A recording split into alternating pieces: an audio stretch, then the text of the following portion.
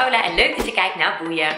Het is deze week niet alleen de allerlaatste week van 2017, het is ook de allerlaatste aflevering van deze serie. Aan alle goede dingen komt een eind, dus ook aan Boeien. En ik dacht, misschien is het voor deze aflevering wel leuk om een keertje wat anders te doen. En ik vond het een tof idee om samen met jullie terug te blikken op alle mooie momenten die we beleefd hebben. Alle gave plekken waar we geweest zijn en alle coole mensen met wie we gesproken hebben. En allereerst heel erg dankjewel aan het Limburg Museum dat ik dit heb mogen doen. We zijn echt op toffe plaatsen geweest. Ik heb heel veel geleerd en inderdaad hele leuke mensen gesproken. Dus ik zou zeggen, geniet even van deze hoogtepuntjes van onze serie. Goedemorgen lieve mensen, hoi, hoi, hoi, hoi, hoi, hoi en welkom bij Boeien, Boeien, Boeien, Boeien. Mijn naam is Paula en welkom in mijn badkamer.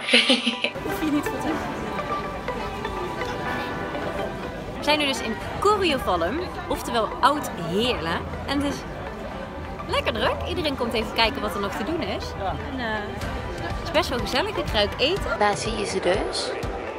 De twee wapens van de families. Met daaromheen het gulden vlies. En dus waarschijnlijk hier onder mij liggen ze dan. Jacob van Hoorne met zijn twee vrouwen. En het hart van Philips. Ja, hekserij is voor mij een levenswijze. En een levenswijze die gericht is op het, de eenheid met de natuur die je kunt ervaren. We gaan nu het kasteel in en daar, hier is het ook gebeurd dus echt. Hier hebben ze haar gevonden, opgehangen. En we gaan het zien. Ik krijg er wel een beetje kriebels van, als ik eerlijk ben. En dit zijn dus de eerste prenten eigenlijk hoe Sinterklaas werd afgebeeld. Dus dit is nog steeds de manier hoe we eigenlijk naar Sinterklaas kijken. Ja, ik krijg echt een glimlach op mijn gezicht als ik terugkijk naar die beelden. We zijn echt van het bovenste puntje van de mokerij tot in de diepste lagen van Maastricht geweest in de grotten. Wat trouwens ook echt een hele toffe aflevering was. Maar goed, jullie hebben ook een persoonlijke favoriet. En die steekt er echt met kop en schouders bovenuit. Die is verreweg het meest bekeken. En dat was de video Spookt het in Kessel. In die aflevering zijn we gaan kijken bij kasteel de Keverberg in Kessel.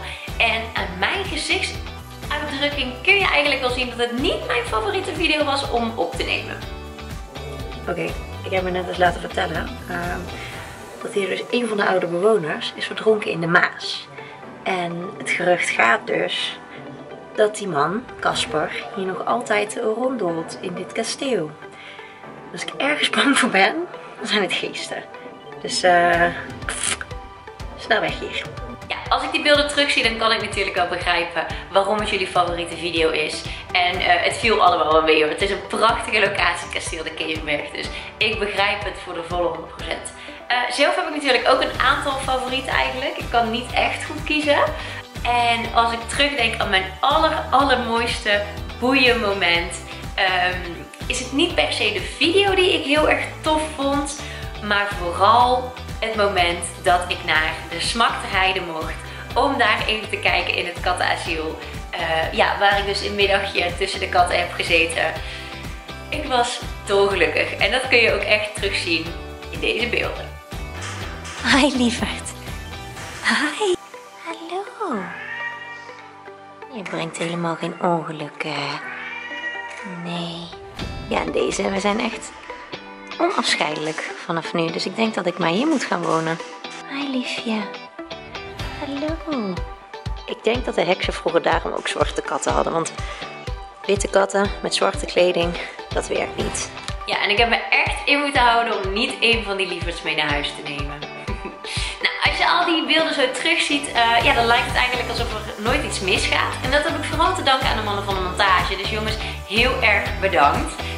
Zij maken het zo dat het lijkt alsof alle takes eigenlijk in één keer goed gaan.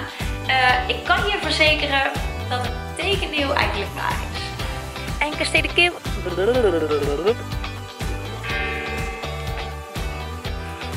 Oh, ik ben mijn zon kwijt.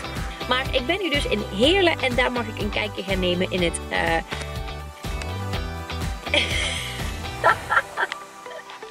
En het is dus met dank aan de provincie.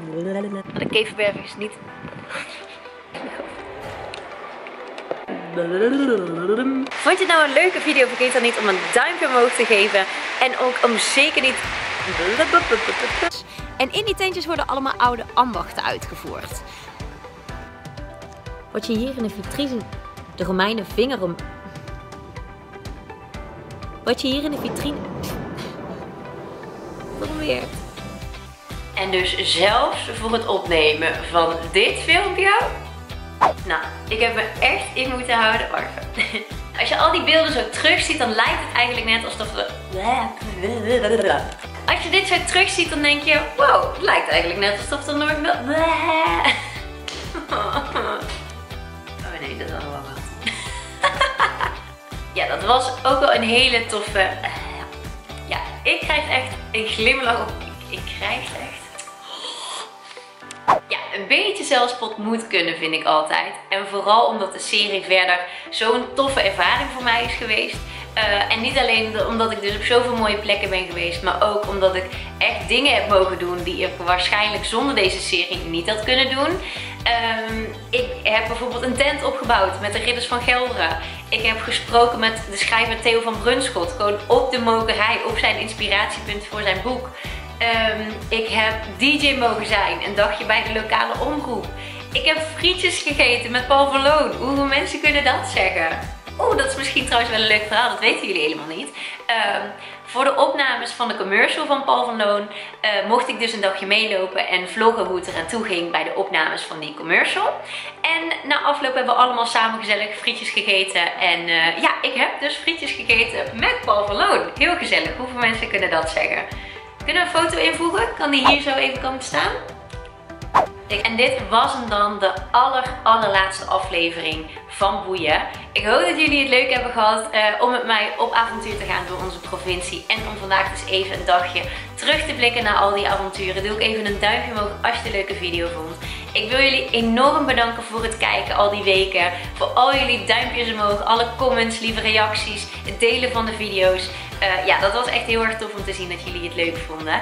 En mocht je het nou missen, dan heb ik ook een afspeellijstje in de beschrijving gezet waar je alle afleveringen dus nog een keertje terug kan kijken.